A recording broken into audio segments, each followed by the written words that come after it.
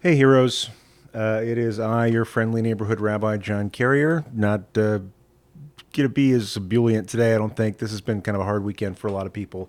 And I know a number of people in our community have reached out to me, just both expressing sadness and frustration at what is going on in the world, as well as asking, what do we do with all this? So, and not for the first time, unfortunately. So today we're going to have a discussion about the shooting that occurred this past Shabbat on the last day of Pesach at the Poway Chabad Center.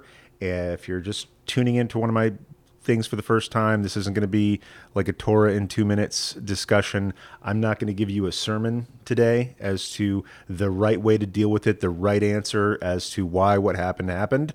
Instead, what I wanted to do was make a place for discussion for what people are feeling right now, what questions people have, how people are reacting to this, what suggestions people have for how do we move forward from this. I have a few ideas. I have more questions than I have answers myself.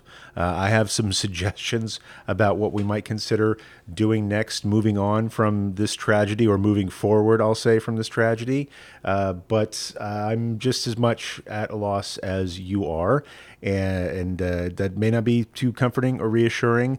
What I can say is that whatever happens next, we have each other to march out of Egypt with. So I'm very grateful for this Jew Curious community. I'm very grateful for all the people who bring their hearts to this learning every day that we're together on YouTube. I've seen the kindness and compassion in this community that we built together, and I trust that that same kindness, compassion, strength of character, strength of love is going to help each of us through this moment in time, but also help us march forward on this collective journey that we have of stopping murder as best we can.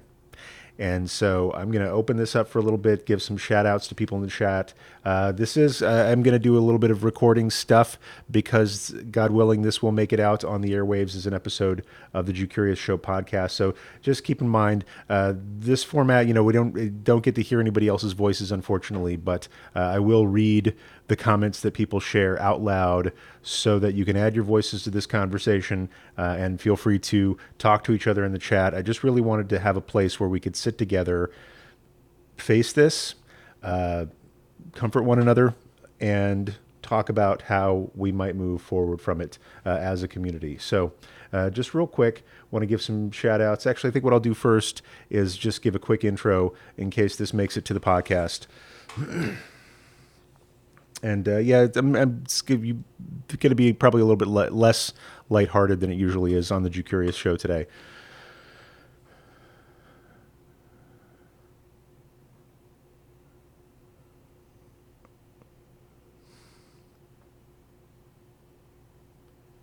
Hero, I often start this podcast with a question that you may have. This is just me speculating on your state of mind.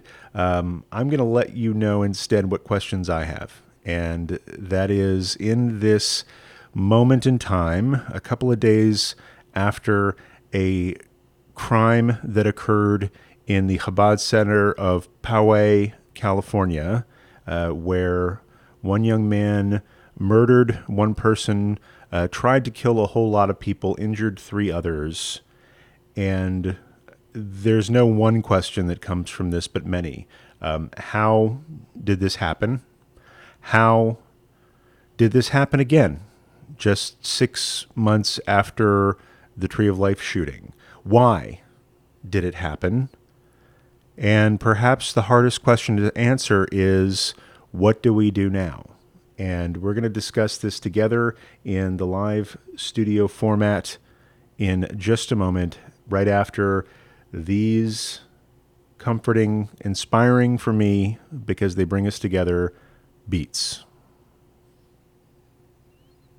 Take a little silence print here.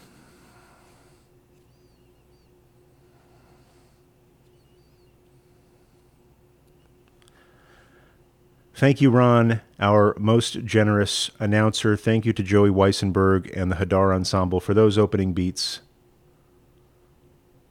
I know one thing that brings me comfort is hearing some of the same music as I've heard when I've been happier.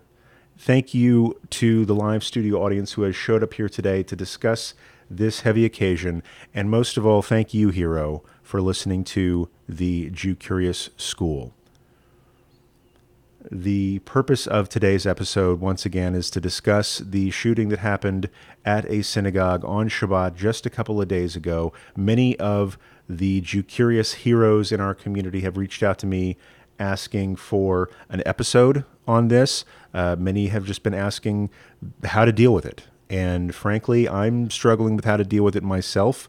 However, I do have some things to share from our Jewish tradition which have been helpful for me, so I'll pass them along to you. Mostly, I just want to hear how people are doing, how people are responding to this occasion, and what ideas other people have for moving forward. So I just wanted to make a safe place for people to have a discussion. So just real quick, I want to give some honor to those who have joined us live for this discussion. Kathy from Southern California is here. Great to see you, Kathy. Karen from Philly. Hi, how you doing? Micah Clark calling in from Raleigh. I guess that's North Carolina, South Carolina? That's a Carolina, I'm pretty sure. James Deagle's coming in all the way from Ottawa. Val, so happy to have you here. Milo from Denmark is joining us. Ruthie, so glad to see you, Ruthie. Really appreciate your being here.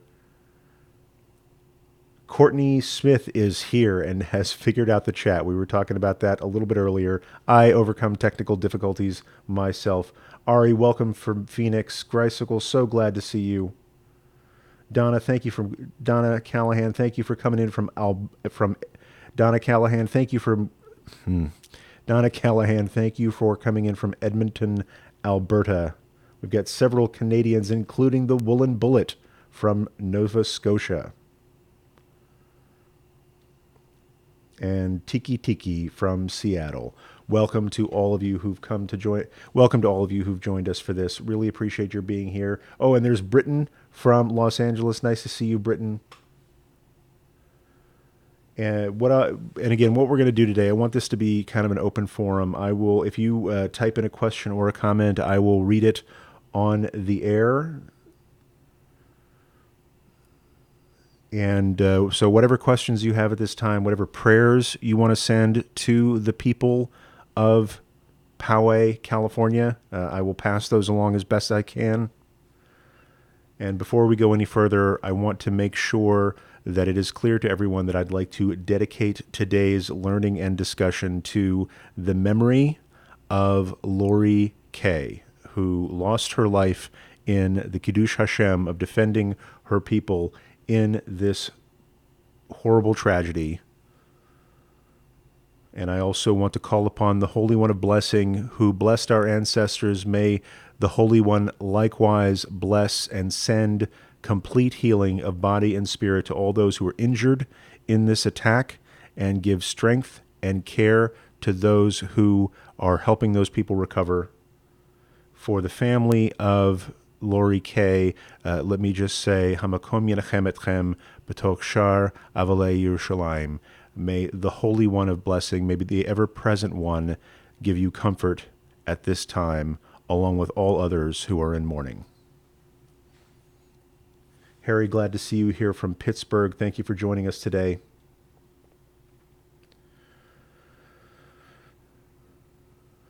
Ruthie is sharing, it makes me very sad. I just cannot understand why there is so much hatred. Ruthie, me neither. I agree with you 100%. Val shares, hey y'all, I'm so sorry we have to have this discussion. Truly happy we decided to help everyone decompress some. Thank you for that, Val.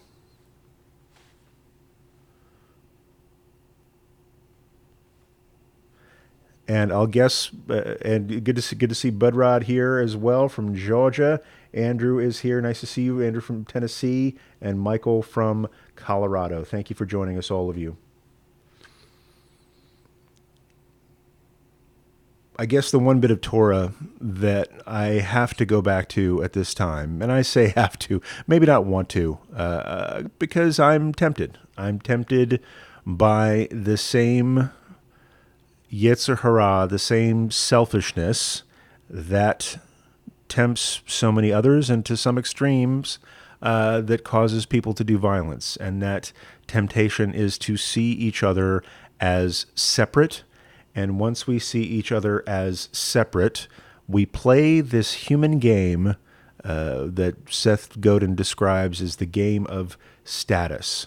When we see another person in the world, or when we're present with another person, part of our human instinct is to, let's say, jockey for position, try to determine who is higher and who is lower among these two people.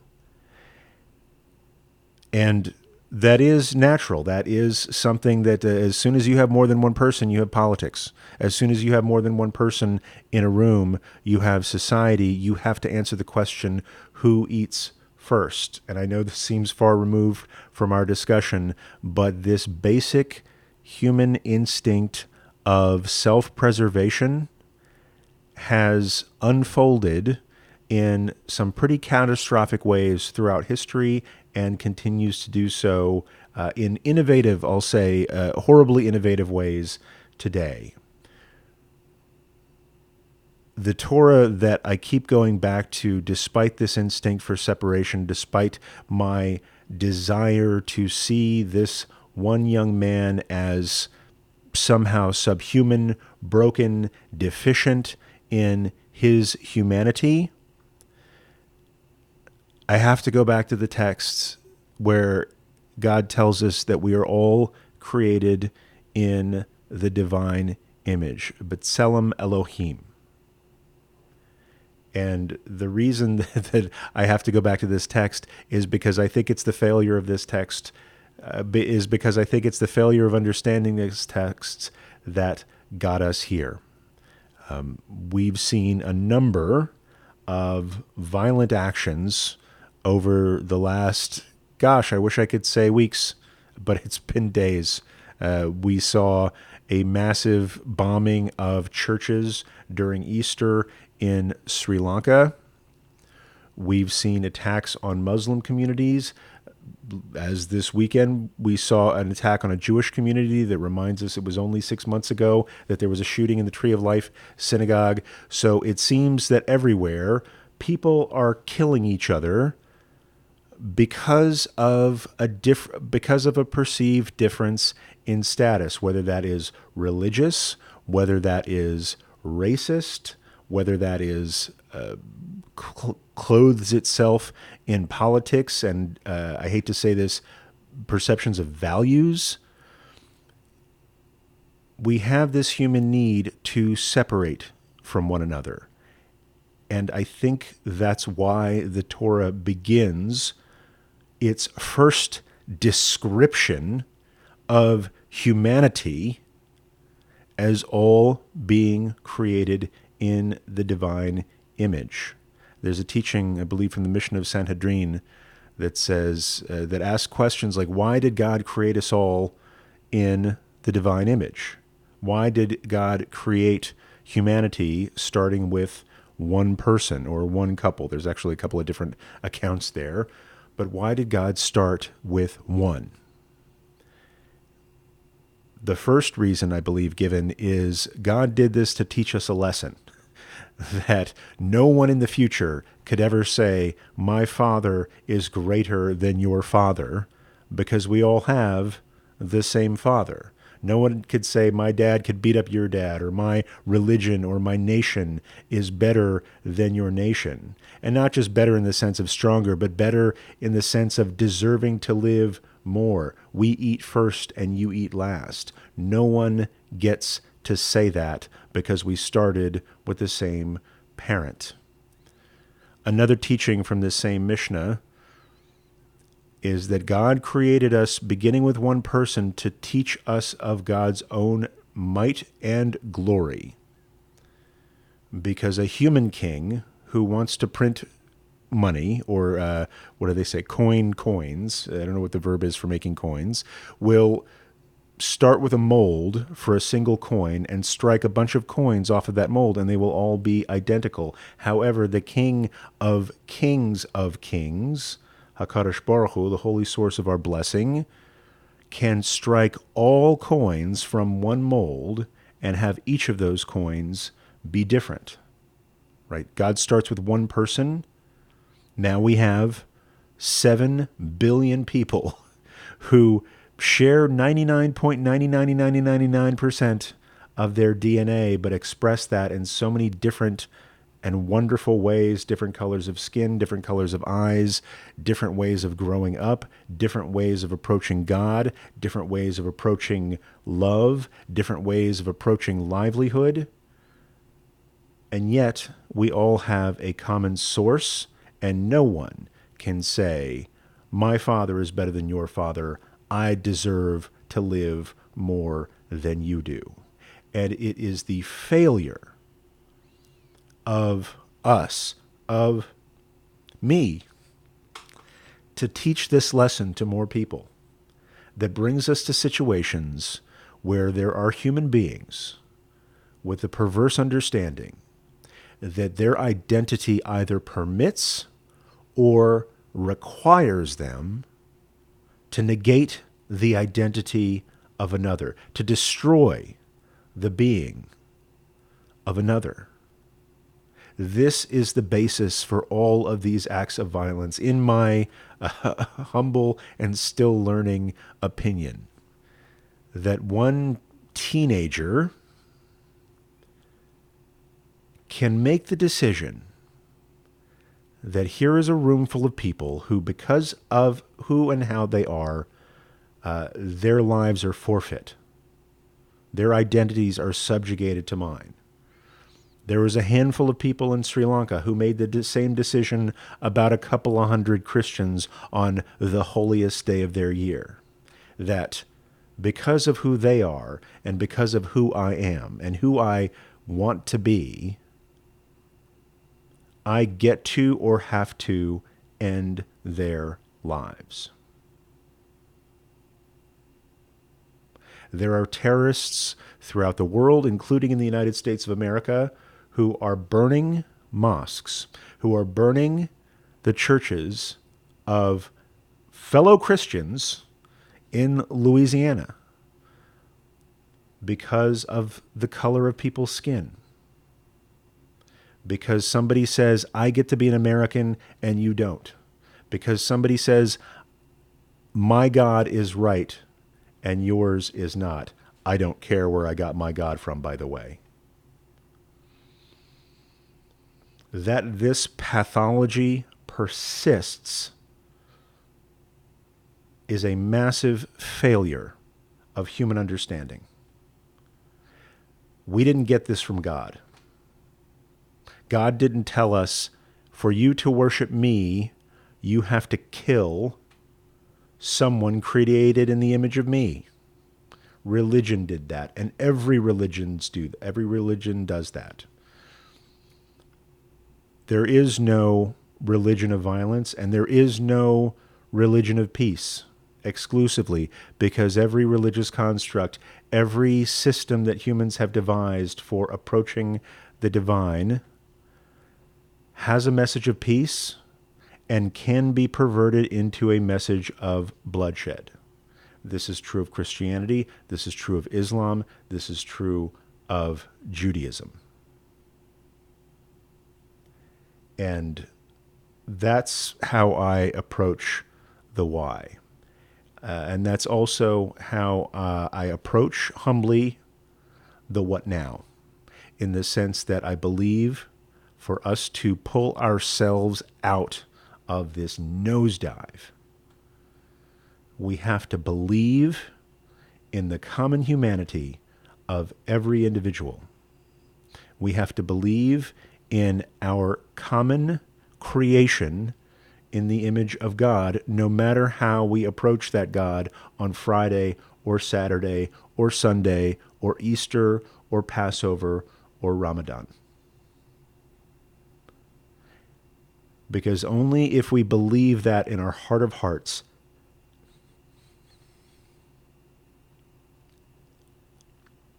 can we authentically and effectively teach that to every person that we encounter. That is a beginning. And I want to pause there for a moment to take a look at what people are saying in the chat.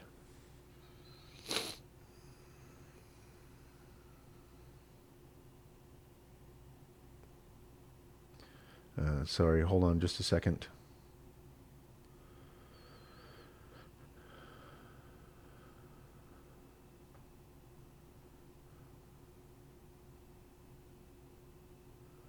Just going to take a look here. Sorry, just going to get a little carried away here.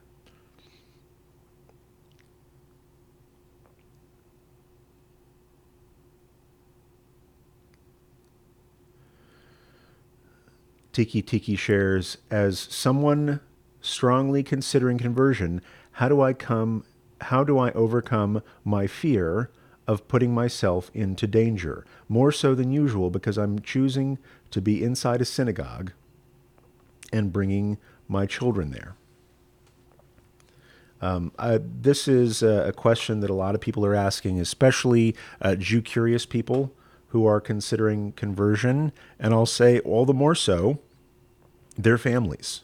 This reminds me of a student I had a couple of years ago who was considering conversion, is now fully Jewish, Baruch Hashem.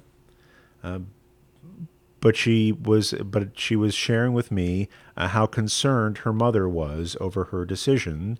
And again, this was a couple of years ago. This was before what happened this weekend. This was before what happened 6 months ago. This was while, I'll say, the American Jewish community was still in a bit of a bubble, feeling safe, even though anti-Semitic violence was taking hold again in Europe in ways that we haven't seen in about 60 or 70 years. So she asked me, what do I say to my mother? If my mother says, I support your spiritual path, I don't know if I can support you putting yourself in harm's way by joining a people who are, for lack of a better word, and I wish we had one, a target for being scapegoated and assaulted just for being Jewish. And I said to her, I can't tell you how to be a Jew safely. Right? I can't tell you to take extra precautions that will make you more safe than other Jewish people. I can't tell you that history will not repeat itself.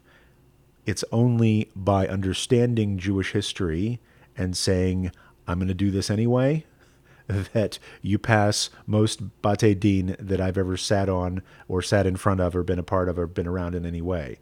One of the primary questions is, you know our history, are you sure?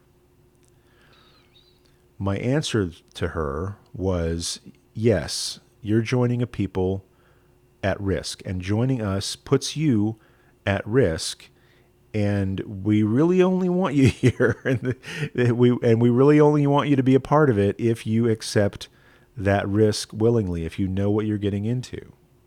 Not because we want to put you in harm's way, but because we need to know that you're with us when it counts.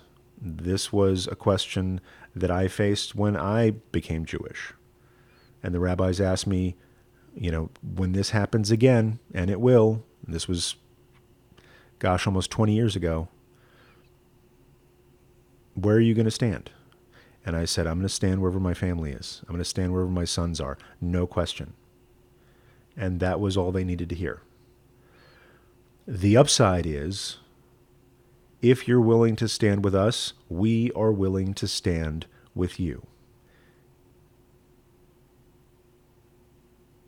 And once you're a part of this family, you've got 15, I'll say 20 million people who've got your back. We don't have jackets. We don't have. We do have some songs. We have some songs and some traditional foods and things. There are ways to identify one another in a kind of clubby and tribal way, but at base, we have your back.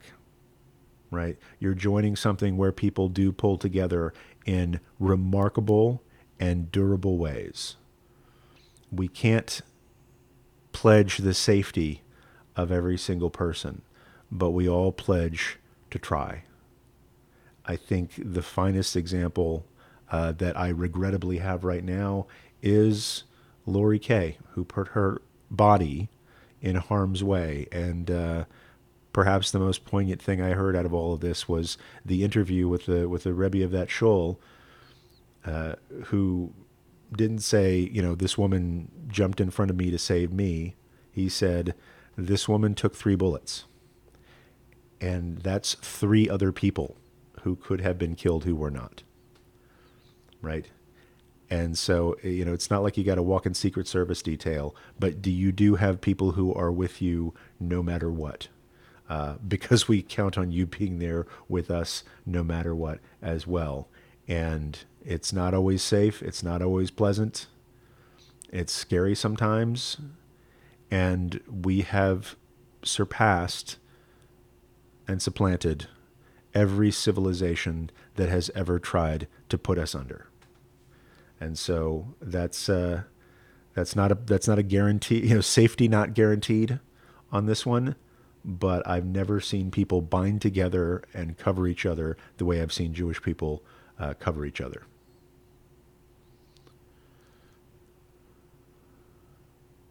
Micah shares something very poignant in here that I want to pass along. It feels conflicting to feel so hurt about this attack as someone who is in the process of converting.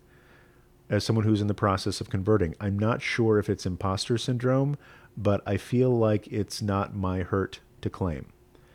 One of the lessons that I take from my study of economics prior to my study of Judaism was that there's no such thing as a valid interpersonal utility comparison, sometimes rephrased as you can't count other people's money. Where this comes into play for Judaism, for me, is you don't get to discount anybody else's suffering. P.S. Nobody else gets to discount yours. This isn't a Jewish tragedy. This is a human tragedy that happened. And if you can see the humanity of other people and feel that connected to your humanity, you're allowed to feel hurt, right? They don't get to say that their suffering is greater than your suffering. Some people may feel that, and I'm not going to lie to you. Some people may feel that. Deep down, they say, well, look, this happened to us. This didn't happen to you. You haven't been a part of this for as long as we have. And it's very natural to go to that place of interpersonal utility comparison, or what I call a suffering contest. But there's no winners, and it's not really a contest. And if you hurt, you get to hurt, and nobody else gets to tell you that you don't or that you can't. I think the way forward is the same way forward for everybody. Is you do get to feel your pain, you do get to acknowledge it, and in my experience, the best way to deal with that pain is to help somebody else with theirs. And if you want to step up, Micah, and say, okay, I get to own my pain, but I also get to help other people with theirs. How do you comfort people in this time? And I think more people will say thank you than will question whether or why or if you get too hurt. So I hope that's helpful for you. And I know I've experienced that.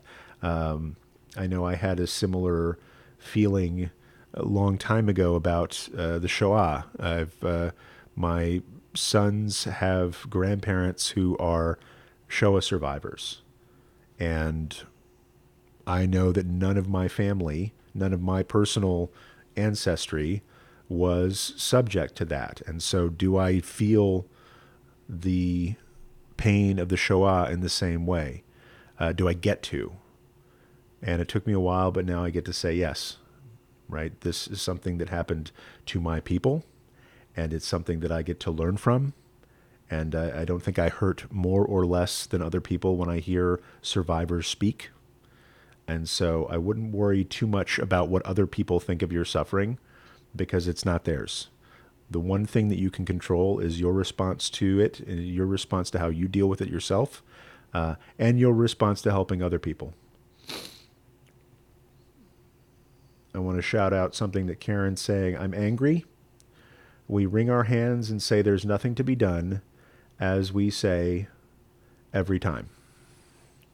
That is probably the common refrain of this particular dirge that we get to sing, is this happens, and we mourn, and we feel powerless to do something about it, because before we even have a plan of action, God forbid, we actually take a step to fix some of these issues, because it happens again. And I'm gonna own something here. I'm gonna take a position, and I may lose some of you on this. I don't think that the First Amendment, I don't think that the Second Amendment of the U.S. Constitution supersedes the First. Nor vice versa. The First Amendment protects your right to say that I need to own a personal handgun, whether I'm a part of a military organization or not. And that I need to own exactly and exclusively the guns that I feel like owning.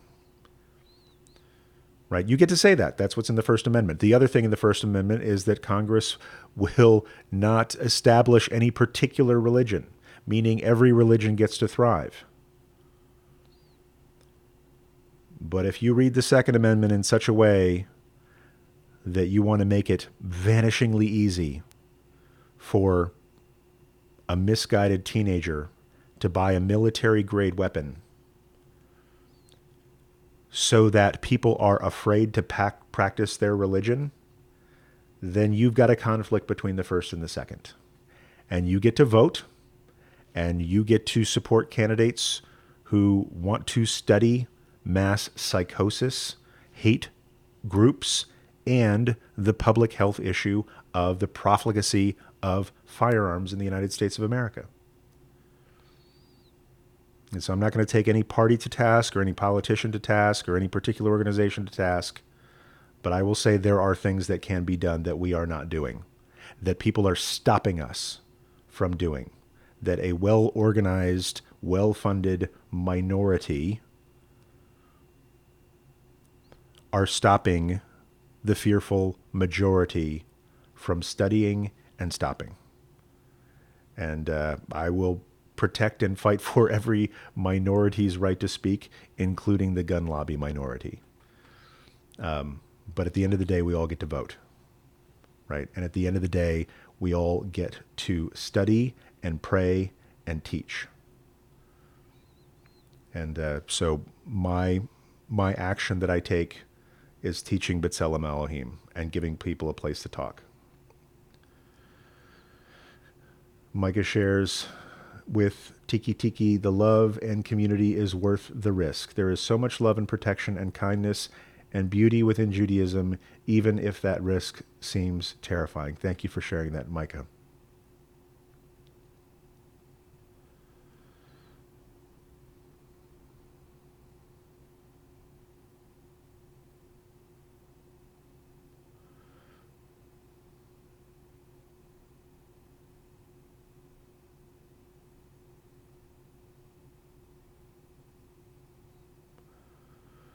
I want to share something if I may. And listen, if anybody doesn't feel like being called out for their stuff, let me know later. And God willing, I'll edit it off the podcast if you don't want to share it. But I wanted this to be a forum that helps others heal even after we're done talking. Ari shares something very poignant. I think with all the general shootings, school shootings, mosque shootings, it's all a wash of human pain. To me, something is very wrong generally right now. I agree. I think something is very wrong. I saw a teaching over Passover from Rabbi Jonathan Sacks, the former chief rabbi of England or the British Empire or whatever you want to call it, who has talked about this primacy of the individual and identity politics, this notion that we have created a society in which we are defined by our grievances. To be an individual means to have a beef, right? If I have something to be mad about, that gives me identity. And so we define ourselves and ask others to define us by our grievances. And so we are a nation of people encouraged to shout at one another, right? To accuse one another of harming us. And whether those pains are real, whether, like I said, you don't get, if I say I'm hurting, nobody else gets to tell me that I'm not. But I can be true or false when I assign blame to people. And so I think that's what we're doing, is we're just kind of blame storming for every problem in our own lives. We are finding another person whose fault it is. And the internet, while it allows wonderful things to happen, right? It's allowed Jew-curious people from all over the world to get together and learn Torah and make friends. But it also allows people who would do violence and people who would nurse their conspiracy theories to find each other also, and to encourage one another, and to give each other the information to commit crimes. And so I think that's what's going wrong right now. I don't see the internet going away. My encouragement is that we use this tool to out-organize, out-preach, out-teach, and out-love those cells that would use the same tool to do harm.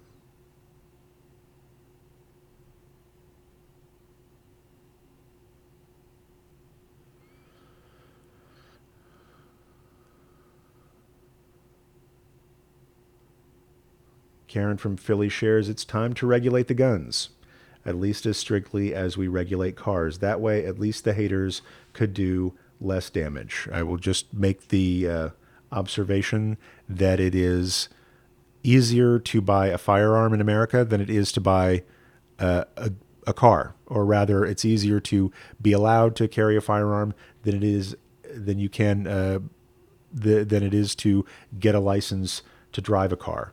Right?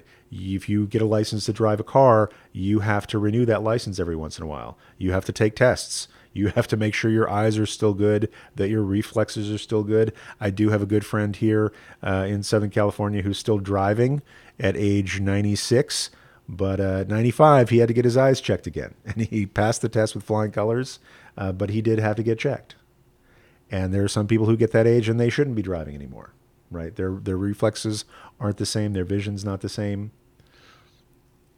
Once you get a gun, you don't get to keep it forever.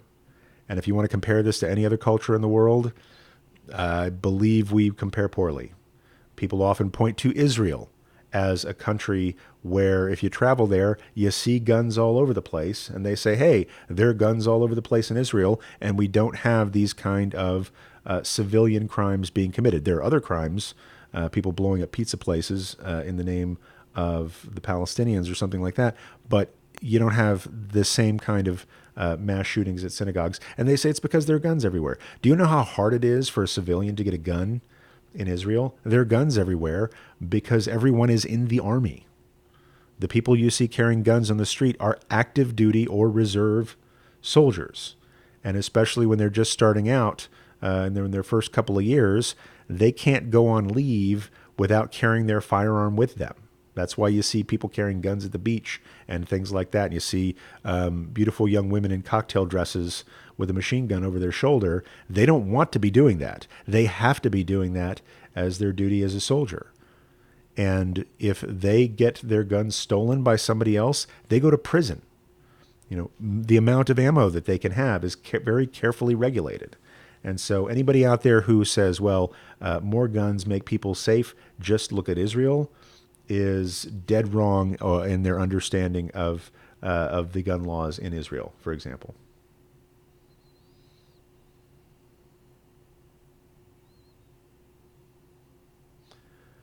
I want to pass along what Ryan is sharing with us. Hi from Chicago. As someone who is mixed, trans, and converting as a Jew, I have a lot of things to look over my shoulder for, but I will always stand strong with my Jewish family no matter what. And God willing, Ryan, you also feel the same solidarity from your Jewish family toward you. I know we've got a lot of people talking in the chat. Sometimes I'm going to miss these. I'm so sorry because the chat's moving quickly. Sometimes I will miss some of these comments.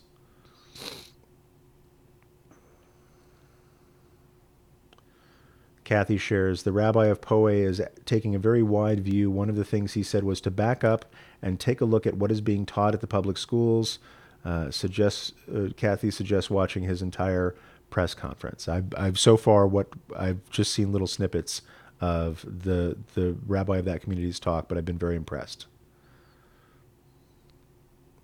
Carla's here from SoCal. Welcome, Carla.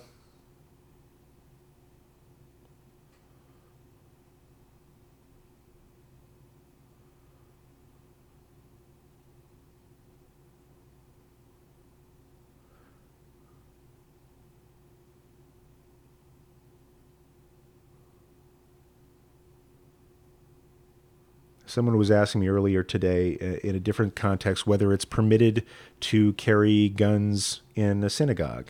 And I will acknowledge that a couple of the people who defended the Poway Synagogue were armed at the time, and I believe they were off-duty law enforcement who are either permitted or required to carry firearms on them, even in a synagogue. And I'll say, whether you're allowed to carry guns in a synagogue, this is much more governed by your state and local laws as to, who can carry weapons and things like that.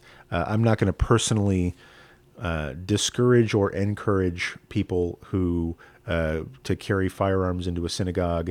There are teachings from the Mishnah and the Talmud as to whether it's appropriate to wear firearms as an ornament, as I see many people doing, these sort of open carry advocates in Texas, taking their guns to the grocery store and the bank and whatnot, just to show that they can. I think that's, I'll say, disgusting. And it goes to wearing implements of violence as jewelry. And I don't know a single self-respecting soldier, law enforcement officer who considers their firearms to be jewelry. They're necessary tools of their calling, of their profession. But I think carrying firearms or knives, this is talking about more swords in Roman times when they were talking about it in the Talmud. But I don't think it's appropriate to wear tools of war as adornment. However, if there are people who are trained to use firearms, that's really up to this, the state laws and things there, and the comfort of the community in which they reside. I'll say, if I was a rabbi in a synagogue, and I've kind of gone back and forth on this a little bit, but I've gotten to know a lot of very, I'll just say I've gotten to know a lot of law enforcement professionals and people like that who who I know to be trained and thoughtful. I don't want anybody who's not trained, like from the military or from law enforcement career, to feel like they have to start carrying guns to protect everybody. You are more likely to hurt yourself or others than you are to stop people from being hurt. That's my opinion. However, if the law permits and the standards of the community allow it, there have been people who have defended their synagogues, maybe kept them from being as bad as they might have been because they were armed. There is, I'll say, this notion of pikuach nefesh doche Shabbat. If you can actually save somebody's life during Shabbat, that can cover up other things that maybe you shouldn't be doing on Shabbat.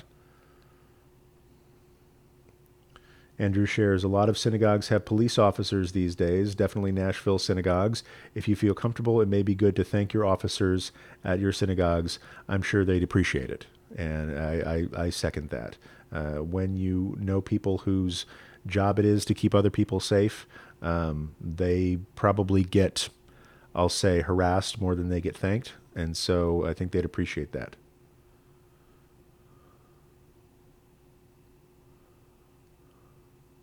Woolen Bullet from Nova Scotia shares, we must fight darkness with light. Living a Jewish life is my act of resistance in this crazy time. I really appreciate that thought. Courtney shares, learned about this while reading Exodus by Leon Uris recently. Israel is ready to defend themselves, not kill each other. That's the difference.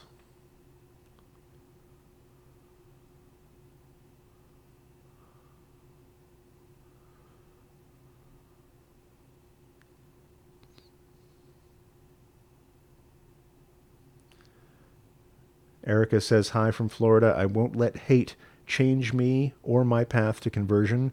I can say that from working in an ER, there is just so much hate in the world through firearms that it's numbing to the community. That's true. We have, and this is a great shame on us. I'm not picking on anybody individually, and I'll own this myself. We have become numb to the violence that is happening these days.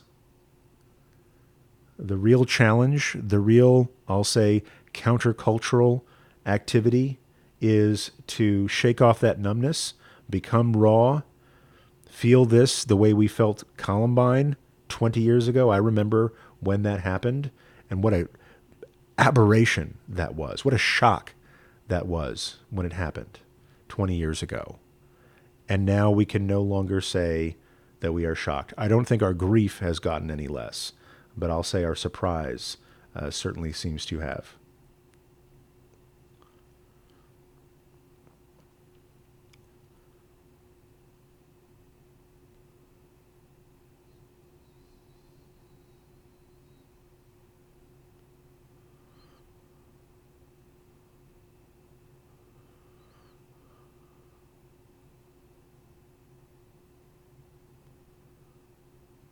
We've got a lot of people in the chat advocating for particular policies vis-a-vis firearms. I'm not going to support every single one of these or disagree with any single one of these. I will say that I think we have to get deeper. While we do that, I will say that while I encourage everybody to work towards seeing the public safety policy that you want come to fruition, talk to your senators, talk to your representatives, talk to your local law enforcement people. I find you will learn more about the issue of guns from local law enforcement in your area than you will from any headline or flyer from any lobbying organization on either side. Talk to your local law enforcement. They will tell you the facts of the case on the ground in your community because they have to deal with it every single day. But before I push any harder on this issue of the availability of weapons, I want to go back to what I think is the deeper issue here, and that is our ability to see others as not deserving life the way we believe we deserve life. I think that's at the base of all of this. If you can look at a room full of Jews and say, they deserve to be dead, or they don't deserve to survive the way I deserve to survive. If you can look at a church full of people and throw a match to it, that is the root of all of this. I think guns just make it easier. I think permissiveness toward hate makes all of this easier, and we have to attack that hate. We have to attack that perceived we have to attack that perceived difference between one human and another, that perceived difference in status or value of one life over another. That is at the root of all of this.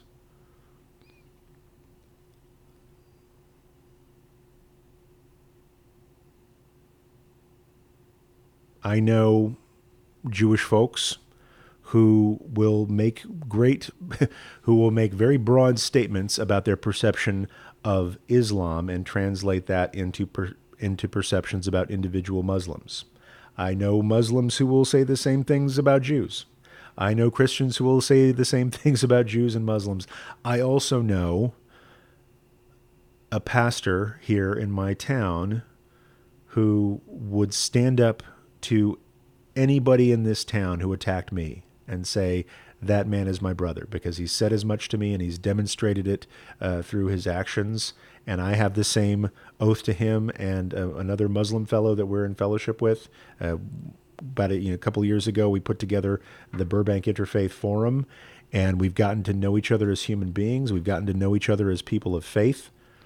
And God willing, we'll be able to teach that to other people as well. So just as I know there are members of a single faith who would disparage the others or categorize the others as subhuman or deficient or not deserving of life, or God forbid, don't love their children as much as we love our children, I think is a shanda to even say those kinds of things about another people. The more we can get to know each other, the more we can show people that Jews are human, right? What a radical concept that would represent for the last, let's say, 1,000 or 2,000 years, the safer we are. That's been a bit of a conflict I've experienced in synagogues that I've been a part of. When bad things happen to Jews, there is the instinct of hunkering down, of coming inside the shell, of however you want to put it, of raising the drawbridge, of quieting down our behavior, of like not promoting activities that we're doing at the synagogue, saying, well, if nobody knows we're here, then we're safe. And I'll say, not only is that a terrible marketing posture for a religious institution, it is an ineffective security posture. And what I always advocated for in any communities that I'm a part of, whatever we love about being Jewish, whatever we love to do, let's do it loud and let's do it in public, and let's let people see, A, that we love what we do, and B, that we are humans and citizens of the same town and country that they are. And the more we have done that, the safer I have felt, because I've seen other people outside of the synagogue, outside of the Jewish community, get to know Jews and say, wow, they love their kids as much as I love mine. They take as much joy in their approach to God as I take in mine. And the more we share ourselves openly, we don't have to water ourselves down. We don't have to make ourselves less Jewish to please some sort of amorphous standard of American behavior. The more we show in public what we love, and the more people see that, but also see our common humanity, the less we have to worry about, on average, I'll say. Everything comes with risks, right? We do great events in public, doing public menorah lightings and things like that. We made sure the police knew about it. We made sure that if we required private security, we had private security. But I believe that sharing who we are in public has made us safer, not less safe.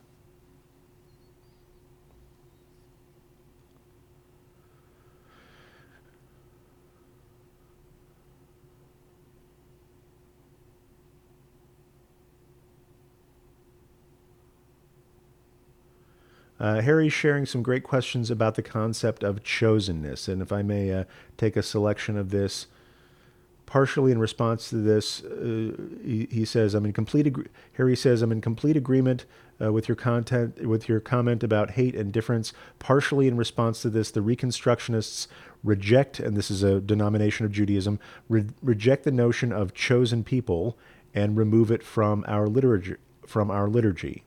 Is the notion of chosen people problematic in this context? Seems that way to me. This is a really great question. I don't want anybody out there to mistake me for a universal a universal Unitarian, a Unitarian Universalist. And I don't think that everybody. Don't get me wrong. I believe everyone is created in the image of God, right? That doesn't mean that I believe everyone is the same, or that everyone needs to be the same, or that everyone needs to worship God in the same way, or that every people has an identical relationship with God. Christians have a very different relationship with God than I do.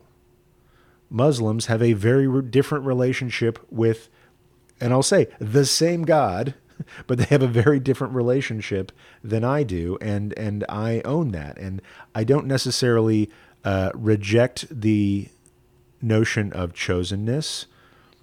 When we were chosen, it doesn't mean we were chosen above all people. It means at a point in time, we were chosen for a particular covenant. God reaches out to one guy, Avram, and says, if you will be my Avram, I will be your God. And from that point on, Avram and God had a covenant. Avram was chosen to have this relationship with God. It wasn't an exclusive relationship on God's part. It doesn't mean that God had to stop talking to other people, right? It just meant that we had a covenant, right? It wasn't a better covenant than anybody else's covenant. It wasn't the only covenant out there. It was a covenant. And so that covenant extended to Abraham when he got a new name, same covenant, Abraham. And then Abraham passed this covenant to his son Yitzhak, or Isaac. And Isaac shares this with his progeny, Yaakov, who later became called Israel, but was still in the same covenant, new name, same covenant. That covenant was reinforced when we were brought out of Egypt. And that covenant persists today. And whether you are a genetic or a mimetic or intellectual inheritor of that covenant, of that inheritance of Abraham, that is a kind of chosenness that doesn't imply inferiority on anyone else's part. We were chosen to receive the Torah because of this relationship with God and this guy named Avram. And I believe we get to own that. I believe we get to own that distinction. We get to own that difference. We get to own that special role in the world. And none of that implies that we get to lord it over anybody else. And so I think this rejection of chosenness, this rejection of distinction, like I get it, because I know that claiming distinction is how we divide from one another. You know, this notion that any kind of thing, any kind of tribalism is necessarily bad, and can't we all just blend into this common humanity, rejects individuality, rejects the fact that we can be special, right? And once you reject that, well, why don't we all just be Christians, right? Or why don't we all just be Muslims? Or why don't we all blend those things together and erase everyone's cultural identity? Right? For some people, that seems like a recipe for peace.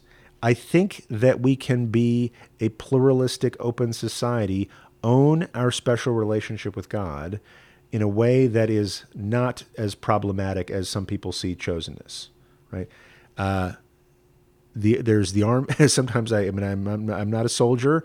I've known a few soldiers and I've read some history. So sometimes I think of it in terms of, there is the army and there's the Green Berets, right? There's the Black Berets and the Green Berets. There's the army and then there's special forces. So there's 82nd Airborne, right? That certain segments of the army have a special job to do, and that doesn't invalidate the rest of the army. I don't know anybody who's in the special forces who would say that, they were better than any other soldier in the army, right? I think that the Jews have a special job to do in this world. I think for right now, our job is the memory and the conscience of the world. Because we've experienced slavery, we get to talk about slavery. And we are responsible for rooting out slavery wherever it occurs. Because we've experienced genocide in the 20th century, latest in the 20th century, we get to speak about genocide wherever it appears in the world. And we are responsible for speaking about genocide wherever it is in the world. I don't think you have to erase the distinctive specialness of Judaism in order to find peace with other faiths, right? And I'll say one of the things that attracts me to Judaism is that we can claim that covenant without disparaging any other person's covenant, right? Judaism somewhat uniquely says, this is our thing. It doesn't say, this is the only thing. There are other faiths that say, okay, if you don't follow this path, you get eternal damnation. You get to roast in a lake of hellfire for eternity. Or if you don't choose this path, then we get to kill you, right? There are various sects, and even within Judaism, there are those who say this is the one true path. Everyone else is somehow, not as human as we are. Every faith has its fundamentalists. Every faith has its core of people who gain and consolidate power and attract followers by identifying differences, by exploiting differences, by blaming your suffering on other people rather than your own responsibility or your people's responsibility for you. There are always scoundrels among every tribe. And that's true for us as much as it's true for anybody else. However, I believe that we can see our covenant with clear eyes to say, we were chosen to receive the Torah. But one of the first things it says in the Torah about humanity is that Jews aren't special, is that Muslims aren't special, is that Christians aren't special in the sense that no one can say my father was greater than your father. And that's why God created humanity singly. And whether you believe that is factually, scientifically, historically true, or whether you find that to be a compelling meta-narrative that guides your actions, even if you can't verify it, I'll say I'm indifferent. Right? We were chosen to receive this teaching, and it's on us to share this teaching with the world. And I think that teaching of B'Tselem Elohim, of the common source of humanity, of each person's capacity for divineness, that is the core that we have to drill to before we're going to solve any of these problems of division.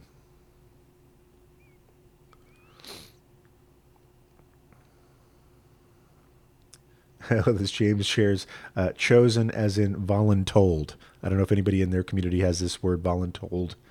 That's sometimes you volunteer for a job and sometimes you get voluntold. I actually learned that word at a board meeting of a synagogue.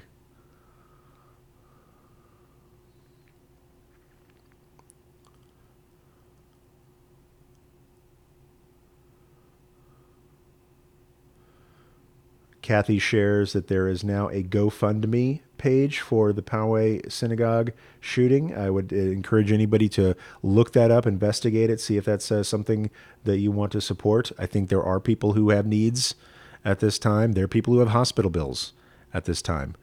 There are people who have funeral bills at this time. And there are people who are going to be seeking counseling. There are people who are going to be in need of assistance, whether that's financial support or moral support. I think the best thing that you can do is just be a good human, show other people that you're a good human, help people who are in need. You don't have to be Jewish to do any of those things, but there are certainly Jewish teachings about each of those things and the right way to conduct it. I think I'm kind of at a loss for words now. I really appreciate people sharing what they've shared with each other in the chat, the questions that they've asked.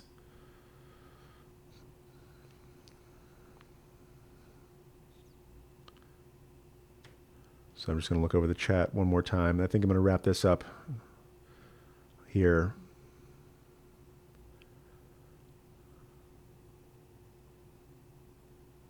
There are people sharing questions about synagogue security. I know a lot of synagogues are dealing with this, actually have been dealing with this for some time. A synagogue that I was a part of after a mass shooting in, what was that? After a mass shooting in San Bernardino several years ago, undertook a project, took about 18 months or 2 years to get an additional gate and security barrier put up.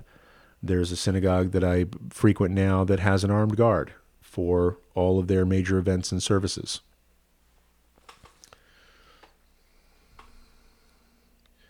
And that's in the United States. And other synagogues around the country, you can't just walk in off the street on Shabbos. I know a friend of mine visited a synagogue in the UK and could only attend Saturday services as somebody they weren't familiar with if he faxed over or sent over a copy of his passport and identification and things like that, so they knew to be looking for him when he got there.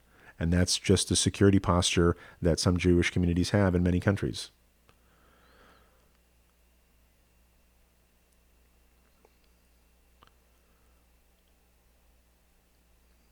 So before we close, before we close this discussion today, I do want to acknowledge that this is a painful topic. This is a painful time.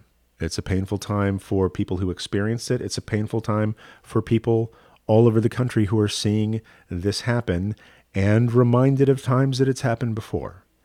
With all of that pain, with all of that sadness, with all of that grief, I want you to remember the hope. I want you to remember the words of the rabbi of that particular institution who said that even in these tragedies, it's a miracle to see how people come together and help each other. I want you to remember that we have the example of the Torah, the statement by God that we are all created in God's image, and that will ultimately supersede whatever divisions we create amongst ourselves, but it'll happen faster if we help. So I won't push you out of your sorrow. So how do I want to put this? So you are permitted to grieve.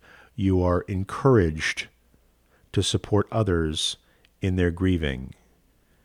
And I hope to reassure you with the knowledge that when you are ready to rise and march, you will have the partners to march with as we work our way out of this wilderness, as we've worked our way out of so many wildernesses before. We will succeed. We will overcome. And we will shine together. I want to thank everybody in the live studio audience today for joining us, for sharing your pain, for sharing your support, for sharing your ideas.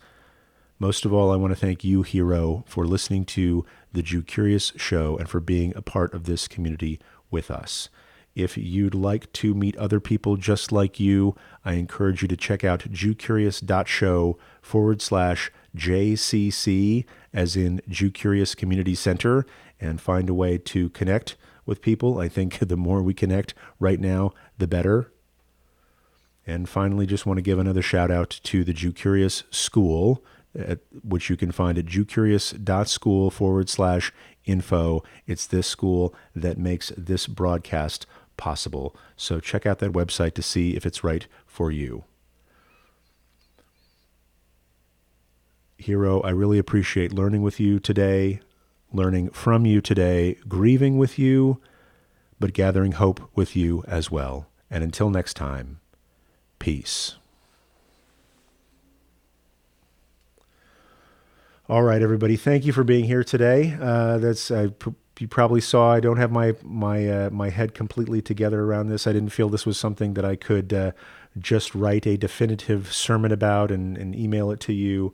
I did want to share some of my thoughts with you, but I mostly wanted to just give people a chance to talk. And I'm glad that you did. And I really, I'm again overwhelmed with the kindness and love that I see in the chat every time we get together. So thank you for being here for that. And I'll sign off for now, but just say until next time, heroes, peace.